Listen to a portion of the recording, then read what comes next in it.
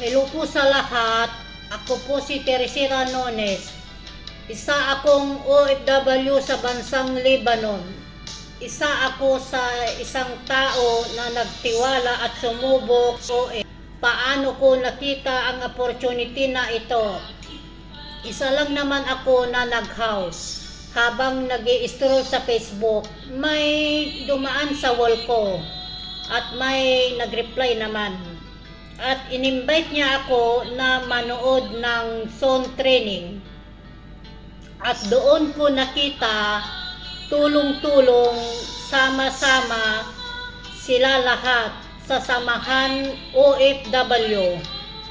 Tulungan bawat isa sa kanila.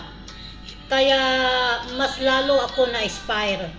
Kung ito na yung matagal na natin hinihintay para makaipon, makapag-for good na, at makasama na natin ang mahal natin sa buhay, why not na mag-try tayo? Kung hindi natin itry, hindi natin malaman kung ito ay para sa atin or not. Or baka ito na ang regalo ng Diyos sa atin. Sabi nga nila, try and try until you succeed.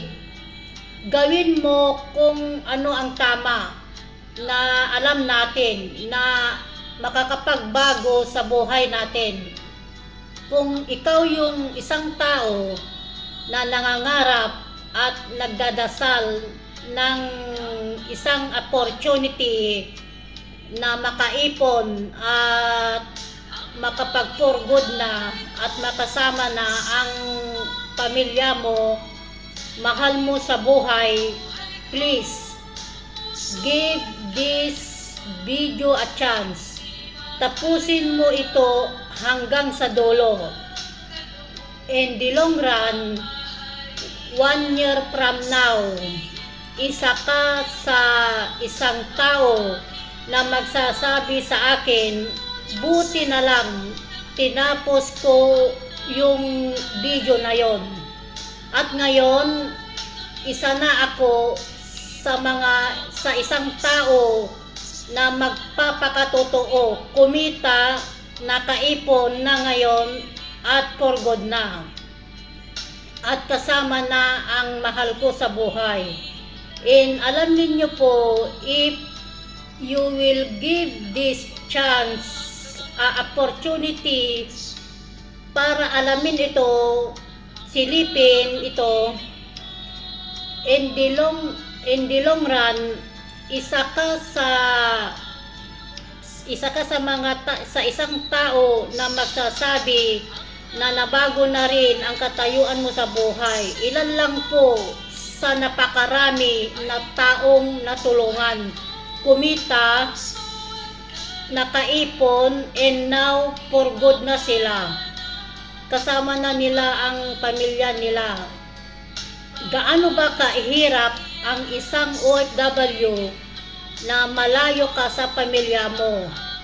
Isa sa pinakamahirap na sitwasyon ko noon na hindi ko makalimutan hanggang ngayon ay yung iwanan ko ang nag-iisang anak ko noon na 2 years old pa lang noon, at ngayon 28 years old na. Iniwan ko siya kay mama ko at si mama ko ang nagpalaki sa kanya hanggang nagbinata na siya na wala ako sa tabi niya. Sobrang sakit kung isipin ko ang mga Pasko noon. Sa isang katulad ko na isang single mother, no choice kundi mag-abroad para maibigay ko lahat na kailangan ng anak ko. Kasi wala akong aasahan na iba na tutulong sa akin, kundi sarili ko lang.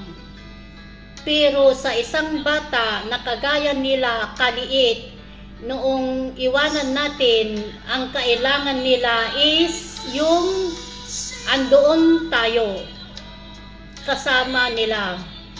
Kasi hindi natin naitanong yon at hindi rin nila sasabihin sa atin.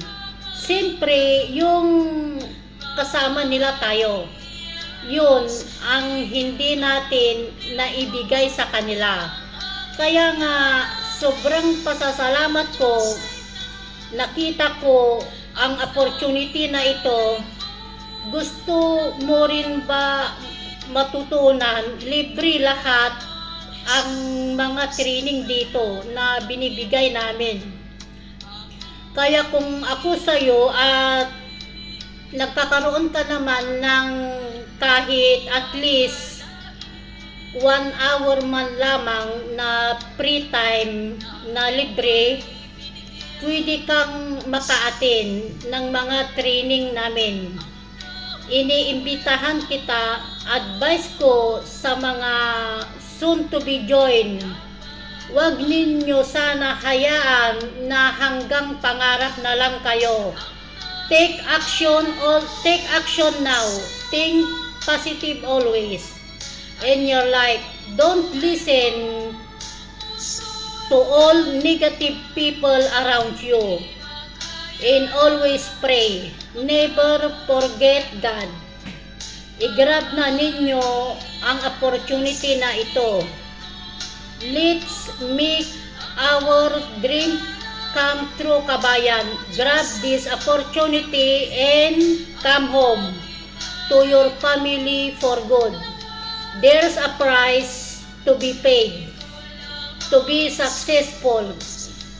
Huwag hayaan na si pare ay lumipat sa bahay ni Mari. Huwag hayaan na si Mari ay lumipat sa bahay ni pare. Huwag natin hayaan na lumayo ang mga loob ng mga anak natin habang sila ay lumalaki na wala tayo sa tabi nila. Hindi na mamalayan, binata, dalaga na sila. Bilang isang OFW, ito ang pinakamasakit na mangyari sa atin. Madami sa atin, mga OFW, pag alis natin, papuntang abroad, buo ang pamilya